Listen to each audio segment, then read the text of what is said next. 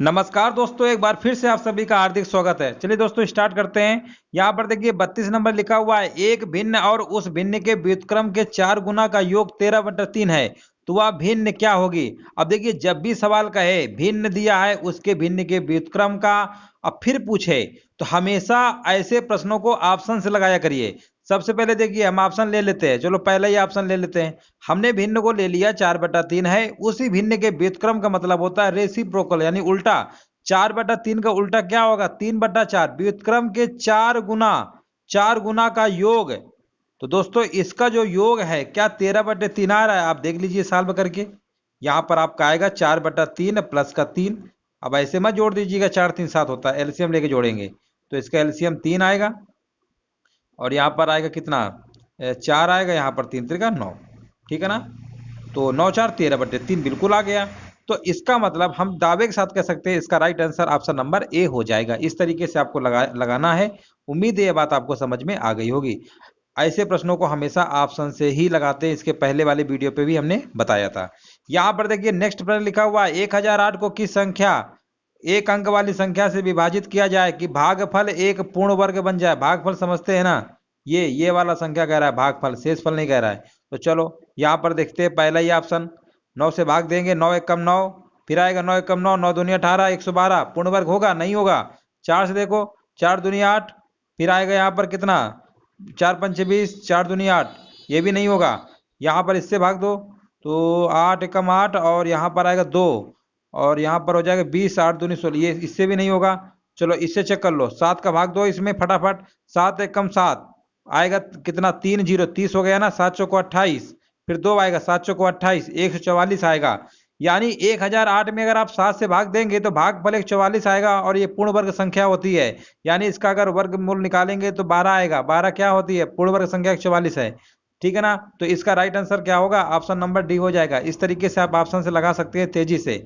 यहाँ पर देखिए नेक्स्ट प्रश्न लिखा हुआ है, संख्या ए का 50% संख्या दूसरी संख्या बी में जोड़ने पर बी 25% बढ़ जाती है। ए और बी में अनुपात पूछा गया है। अब यहाँ पर आप कंफ्यूज नहीं होना है, लैंग्वेज पे ज्यादा अंदर मत जाइएगा। इसका सीधे सीधे मतलब होता है संख्या ए का 50% जो है संख्या बी के 25% क्या है, बराबर है, ठीक है ना।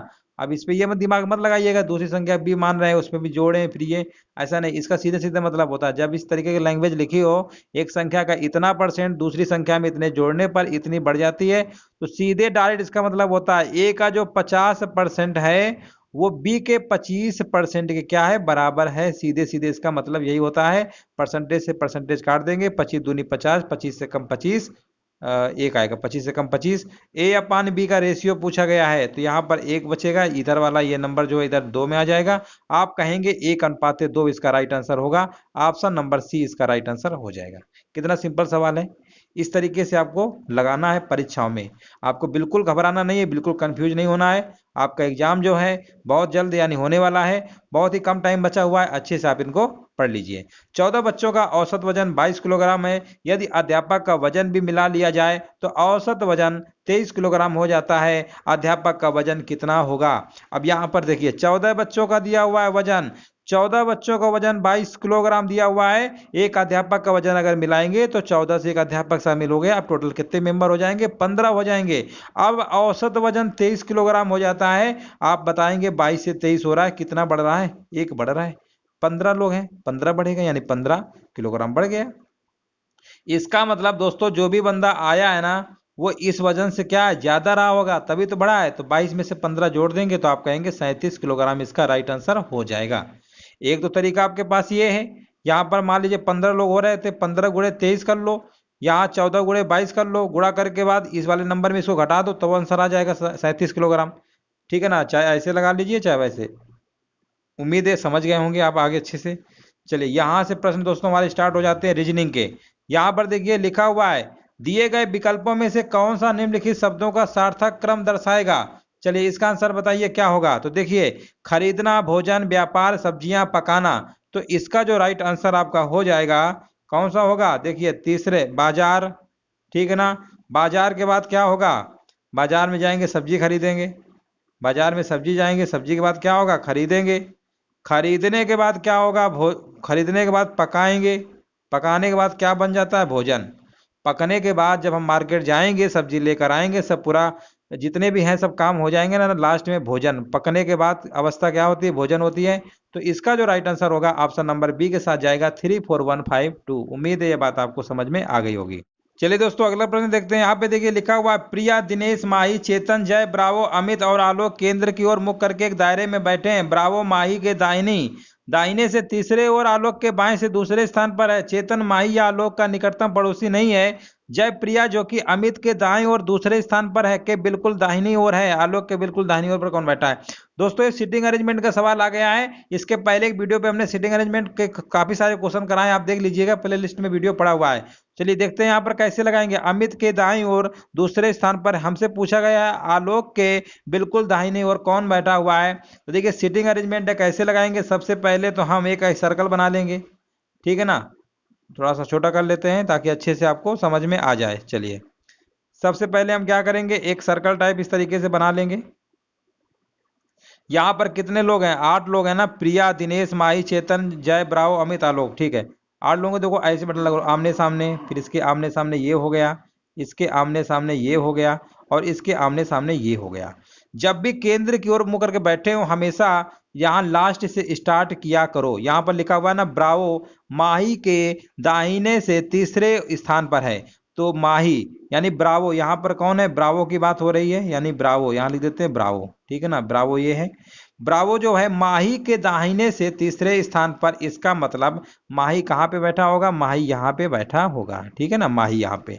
तो माही के दाहिने यानी तीसरे स्थान पर देखिए, पहला दूसरा तीसरे स्थान पे हो गया, सिंपल है। अब हम आगे बढ़ते हैं, माही, ठीक है ना। अब आगे लिखा हुआ है और आलोक के बाएं से दूसरे स्थान पर, एक कंडीशन दिया हुआ है ब्रावो की, यानी आलोक के बाएं से दूसरे स्थान पर है, इसका मतलब आलोक यहाँ पे बैठा होगा, आलोक यहाँ पे बैठा होगा, ठीक है ना, आलोक यहाँ पे बैठा होगा। चलो ये भी बात समझ में आ गई। अब हम आगे बढ़ते हैं। चेतन जो है माही या आलोक का निकटतम पड़ोसी नहीं है, इसका मतलब चेतन को ना तो यहाँ लिख सकते हैं, ना तो यहाँ, ना तो यहाँ, इनके पड़ोसी नहीं, ना यहाँ। तो मजबूरी है हमारी, चेतन को हमें यहाँ पे लिखना पड़ेगा, ठीक है ना। चेतन जैसे प्रश्न में बोलेगा ना वैसे ही आपको करना है, गलत नहीं होगा। आगे बढ़ते हैं। जय प्रिया जो कि अमित, अब देखो यहाँ पर जो वर्ड लग गया ना, जो हमेशा इसके लिए होगा, यानी प्रिया की बात हो रही है। अमित के दाएं ओर से दूसरे स्थान पर है। अमित के दाएं यानी अमित को हम कहाँ बैठा दें? अमित को यहाँ पे बैठा देते हैं, कोई दिक्कत नहीं है। अमित के दाया यानी पहला ये, दूसरा ये, दूसरे स्थान पे कौन है? प्रिया है, इतना आप कर लेंगे, दूसरे स्थान पर प्रिया है। अब आगे देखिए, प्रिया के बाद आगे लिखा हुआ है और दूसरे स्थान पर जो बिल्कुल दाहिनी ओर है, आलोक के बिल्कुल दाहिनी ओर है, इसका मतलब आलोक यहाँ पे बैठा होगा, आलोक यहाँ पे बैठा होगा, ठीक है ना, आलोक यहाँ पे बैठा होगा, इसी तरीके से तो होगा, ठीक है ना। तो यहाँ पर देखिए कितने लोग हो गए? 1 3 3 6 7, 7 लोग हो गए। और कोई बचा हुआ है क्या? ब्रावो, अमित, आलोक, दिनेश, अच्छा दिनेश बचे हुए हैं, तो दिनेश को हम बैठा लेते हैं यहाँ पे, कोई दिक्कत थोड़ा है, दिनेश को बैठा लेते हैं यहाँ पे। सारा दोस्तों यहाँ पर क्लियर हो गया। अगर आपने इतना सेटिंग अरेंजमेंट कर लिया ना तो फिर समझो आपका सवाल लग गया। अब प्रश्न में बोला गया है आलोक के बिल्कुल दाहिने ओर पर कौन बैठा हुआ है? आलोक के बिल्कुल दाहिने ओर पर, दाहिने ओर पर, दाहिने ओर पर प्रिया बैठी है। बस यही इसका राइट आंसर होगा, ऑप्शन नंबर बी के साथ जाएगा। तो इस तरीके दोस्तों सीटिंग अरेंजमेंट के क्वेश्चन आपको सॉल्व करने पड़ेंगे। यहाँ पर नेक्स्ट प्रश्न देखिए, लिखा हुआ दिए गए विकल्पों में से विषम अक्षर को चुनिए। आपको दिख रहा होगा FGENORYZ और KLJ लिखा हुआ है, बताइए इसका राइट आंसर क्या होगा। तो चलिए देखते हैं। यहाँ पर दोस्तों देखिए F के बाद G आता है, N के बाद O आता है, ठीक है ना, और यहाँ पर Y के बाद Z आता है, K के बाद L आता है, तो ये तो कोई इसमें डिफरेंस दिखा ही नहीं। चलो यहाँ पर देखते हैं E के बाद EFG, N R, R के बाद क्या आता है? PQR, R के बाद ST, नहीं OPQ, अच्छा यहाँ पर देखो, यहाँ पर E के बाद F है, जी सही तो है, R के बाद ST यहाँ पे होना चाहिए था, J के बाद देखो JKL आ रहा है, सही है, XYZ एक नंबर छोड़ के आ रहा है ना, बट यहाँ पे नहीं आ रहा है, बाकी सब जगह फॉलो कर रहा है, तो यही आपका ऑप्शन नंबर बी क्या होगा? क्या होगा? विषम हो जाएगा, डिफरेंट। आगे बढ़ते हैं। यहाँ पर देखिए हमारा स्टेटमेंट से रिलेटेड एक क्वेश्चन आ गया है, पहले ध्यान से पढ़िए, कथन कहना क्या चाहते हैं। लिखा हुआ है अनुपस्थिति हृदय को स्नेहशील बनाती है। और निष्कर्ष हमारे दिए गए हैं, उपस्थिति दिल की स्नेहशीलता को कम करती है। पहली बात तो कम के लिए नहीं बोला है, ये बोला है अगर किसी व्यक्ति की अगर अनुपस्थिति है तो हृदय यानी दिल क्या करता है, व्याकुल हो जाता है, तरसने लगता है ना। तो ये तो बात समझ में आती है कि स्नेहशील बनाती है, लेकिन कम करती है उपस्थिति दिल की, ये चीजें तो नहीं, इसमें ऐसा नहीं लग रहा है, तो ये तो आपका गलत हो जाएगा। दो लोगों के बीच की दूरी उन्हें अनुपस्थिति व्यक्ति के लिए तरसाती है। जब दो लोग दूर दूर होंगे उनकी गैर हाजिरी में तरसाती है, अनुपस्थिति होगी। तो इसका जो राइट आंसर होगा अनुसरण जो होगा सेकंड वाला ही सही होगा, फर्स्ट वाला बिल्कुल निष्कर्ष आपका गलत हो जाएगा। इस तरीके से आपको लॉजिकल सोच के आंसर देना होगा। चलिए अगला प्रश्न देखते हैं। यहाँ पर भी हमारा कथन इसका एक प्रश्न आ गया है। चलिए इसका आंसर बताइए क्या होगा। क्वेश्चन को ध्यान से पढ़िए और जवाब देने की कोशिश करिए। लिखा हुआ है सभी लैपटॉप कंप्यूटर हैं, यानी सभी के सभी लैपटॉप क्या हैं, सभी के सभी लैपटॉप क्या हैं, कंप्यूटर हैं। सभी के सभी लैपटॉप क्या हैं, कंप्यूटर हैं। चलो ये हमने लिख लिया, सभी के सभी लैपटॉप कंप्यूटर हैं। कुछ टैबलेट लैपटॉप हैं, कुछ टैबलेट क्या है, लैपटॉप है, कुछ टैबलेट लैपटॉप हैं। अब प्रश्न को ध्यान से पढ़ते हैं। निष्कर्ष में लिखा हुआ सभी टैबलेट कंप्यूटर हैं, तो भैया सभी टैबलेट कंप्यूटर में कहाँ आपको दिख रहा है, सरासर गलत लिखा हुआ है। कुछ टैबलेट कंप्यूटर हैं, ये बात आपकी 100% सही है। कुछ टैबलेट और कुछ टैबलेट कंप्यूटर हैं, बिल्कुल सही है। कुछ कंप्यूटर लैपटॉप हैं, कुछ कंप्यूटर लैपटॉप हैं, बाहर से अंदर की तरफ आएंगे कुछ वाला बनाता है, बिल्कुल सही बात बोली है। इसका मतलब ऑप्शन नंबर सेकंड और थर्ड अनुसरण करता है, ऑप्शन नंबर ए के साथ इसका राइट आंसर हो जाएगा। उम्मीद है ये आपको समझ में अच्छे से आ गया। सवाल देखते हैं। लिखा हुआ है सभी 4 शहरों में निरक्षर लोगों का कुल कितना प्रतिशत होगा, दशमलव के एक स्थान तक बताना है। देखिए यहाँ पर आपके शहर दिए गए हैं, जनसंख्या, साक्षर, निरक्षर, इस तरीके लिखा हुआ है। तो सबसे पहले देखिए बहुत ही कॉम्प्लिकेटेड वैल्यू दिया हुआ है, सॉल्व करना पड़ेगा। तो देखिए निरक्षर हमारे पास टोटल कितने, इनको जोड़ लीजिए। जनसंख्या का बोला गया, जनसंख्या देखिए यहाँ पर 200 और 100 यानी टोटल जनसंख्या यहाँ पर 300 होगी, है ना। तो जोड़ लेते हैं, निरक्षर हमारा कितना होगा, देखिए 100 200 250 290 कितना होता है आपका, 340 होता है, ऐसे लिख लेंगे। यहाँ पर जनसंख्या जोड़ लीजिए, 3 2 5 6 7, यानी ये आपका 770 आ जाएगा। अब परसेंटेज में पूछा गया 100 से मल्टीप्लाई कर लेंगे, यानी अब इसको आपको भाग देना पड़ेगा। 77 का भाग 340 में देंगे। पहले तो ये 4 बार जाएगा, 4 सत्ते 28, 4 सत्ते 28 और 2 30, 10 में 8 गया 2, यहाँ पर आएगा कितना 3, फिर 0, फिर से ये 4 बार जाएगा, 4 सत्ते 28, 4 सत्ते 28 और 2 30। इसके बाद घटाएंगे, 10 में से 8 गया 2, यहाँ पर आएगा और यहाँ पर आ जाएगा 1, ठीक है ना। अब दशमलव लगाएंगे, 0 बढ़ाएंगे। अब ये कितनी बार जाएगा, 2 बार क्या जाएगा, 2 बार में तो ज़्यादा हो रहा है, ठीक है ना। तो ये 1 बार जाएगा, 1 बार जाएगा, यानी यहाँ पे 77 लिख देंगे। 12 में 7 घटाएंगे 5 आएगा, और यहाँ पर 11 में 7 गया 4, 45 आएगा। अब बहुत सारे लोग क्या करेंगे, इसको टिक कर देंगे, जो कि इनका आंसर गलत हो जाएगा।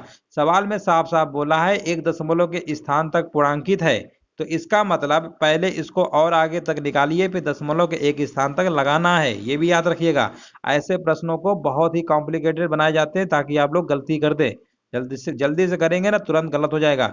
इसको फिर से 0 बढ़ा के भाग करिए, तो अब कितनी बार जाएगा, अब ये दोस्तों 5 बार जाएगा, यानी 5 सत्ते 35, 5 सत्ते 35, 3 38।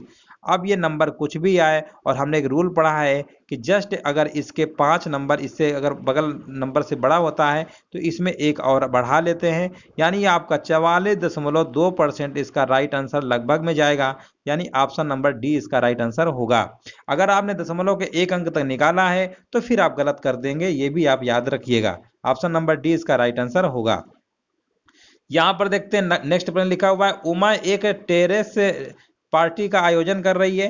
वह कुल अनुमानित व्यय को निम्न 5 मदों में दिए गए टेबल के अनुसार निर्धारित करती है। व्यय की मदें दी गई हैं, परसेंटेज दिया गया है व्यय का, और पूछा गया है यदि 850 रुपये मद 3 पर व्यय करती है तो मद 2 और 5 पर उसका कुल व्यय कितना होगा। ऐसे प्रश्नों को दोस्तों बहुत ही आसानी से लगा सकते हैं। 850 रुपये मद 3 का परसेंटेज हमें पता है 10% है। क्वेश्चन में 10% की वैल्यू दिया हुआ है 850 के बराबर, 10% की वैल्यू 850 के बराबर दिया हुआ है। मद 2 और 5 में पूछा गया है, मद 2 और 5 का मतलब परसेंटेज जोड़ेंगे, आपका आएगा 35%, यानी आपको 35% की वैल्यू आपको फाइंड करनी है, ठीक है ना। तो चलिए यहाँ पर 0 0 काट लेंगे, यानी यहाँ पर 85 में से 35 का मल्टीप्लाई कर देंगे तो आपका आंसर आ जाएगा 5 और 25, 5 अट्ठे 40 और 2 कितना होता है 42, 3 पचे 15, 3 8 24, 1 25। इनको दोस्तों जोड़ लीजिए तो आएगा 5, 5 2 7 और इसके बाद आएगा 2 और 9, यानी 2975 इसका राइट आंसर होना चाहिए। ऑप्शन नंबर बी इसका राइट आंसर हो जाएगा।